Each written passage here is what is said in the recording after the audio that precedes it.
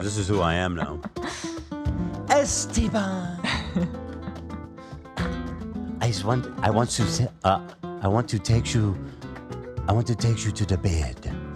Well, this was definitely not Ethan Klein's Kendrick Lamar moment. He didn't pop out and show him. The content nuke was as bad as was expected. The political analysis was 0 out of 10. The comedy was 0 out of 10. The cringe factor was 10 out of 10. The man made a nearly 2-hour video of pure garbage, and he previously stated this was his best work or something. Ethan routinely calls people idiots while showing no signs of above average intellect. He makes fun of people for their appearance and mannerisms while he looks and acts like that. The weirdest part is how Ethan Klein pretends to be the moral police when he's made so many Islamophobic, bigoted, and racist comments over the years that he sometimes tries to pass off as jokes. He's a complete edgelord hack who is just a shell of what he used to be. And what he used to be was a person who used to say the N-word 1,000,000 times, and he wants to get people canceled and banned off platforms because he thinks everything is anti-Semitic.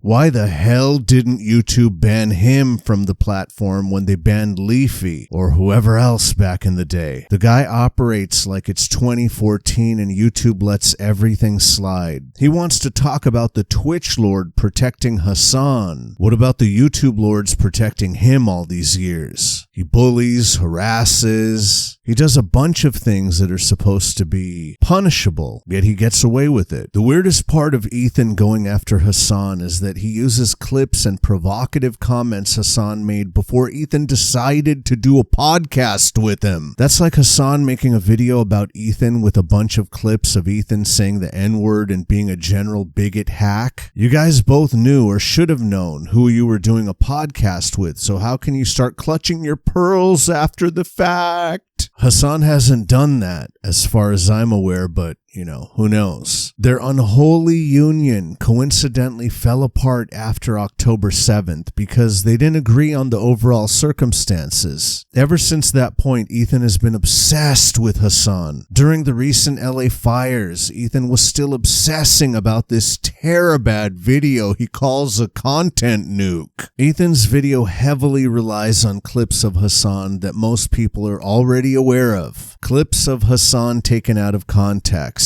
Other random clips taken out of context that have nothing to do with Hasan. And everything is colored by Ethan's interpretation of what is going on in the Middle East. The shit is almost 2 hours long. Ethan constantly brings up unsupported claims, misrepresents facts, takes quotes out of context, and just presents a completely disingenuous video that falls flat.